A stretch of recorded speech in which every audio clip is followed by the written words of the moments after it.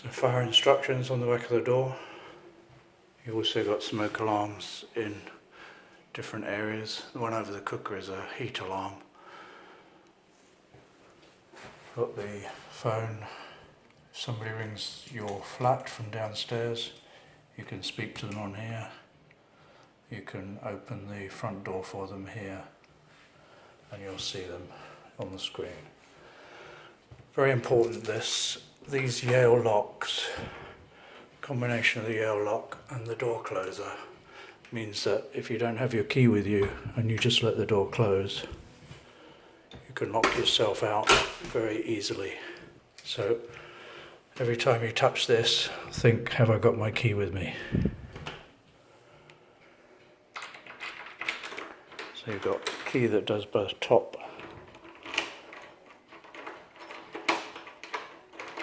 and bottom lock, and then the bottom lock you can also close from the inside without the key. Moving into the kitchen, you've got switches here for the appliance power. They're all on, you can just leave them on. Fridge and freezer, you can adjust the setting on the fridge. Washing machine, you'll see that there's an instruction manual, but this summarizes all the different programs. 11, 12 and 13 are drying programs, so you take your washing out, put back in what you want to dry and change the program to those. Cooker and hob, if you haven't seen these hobs, hold your finger on that to switch it on.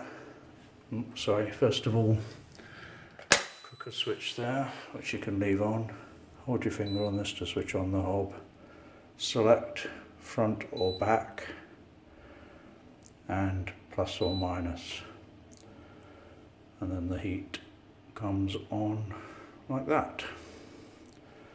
And to switch off the whole thing, hold your finger on that again. Tells you that the ring is hot, and you can lock it for safety, but as you're on your ring you don't really need to do that. Fan, different speeds, and the light, and that switches the fan off. Onto the bathroom, always leave this switch on, because that's the power for the fan inside. As you've got no window inside, the fan must be running whenever the light is on. In fact, I think these fans run all the time because they're quite silent. Flush works. I've got a heated towel rail that you can switch on down here.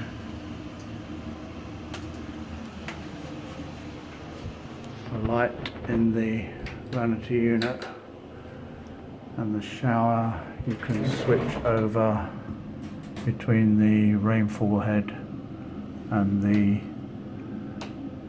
smaller shower head.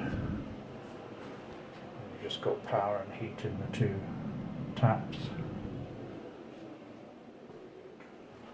Going into the, just one more in the hall, the fuses all on at the moment.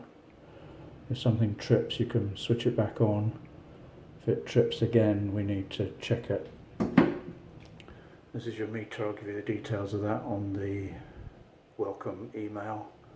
I'll leave the power on until you tell me you're in and settled, and then I'll switch it over to you and you'll have to top up with a payment. Just going back to the bathroom, you've got a water heater behind here. You don't really need to do anything. It's set to run hot water. You can change the thermostat behind there if you need to. And the other main thing is the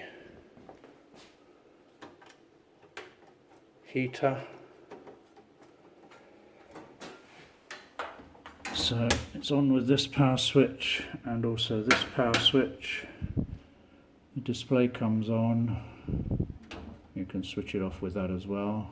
Switch it back on. If you press the center button, it will tell you what the temperature is set to, and it will come back and default to what the temperature is in the room at the moment.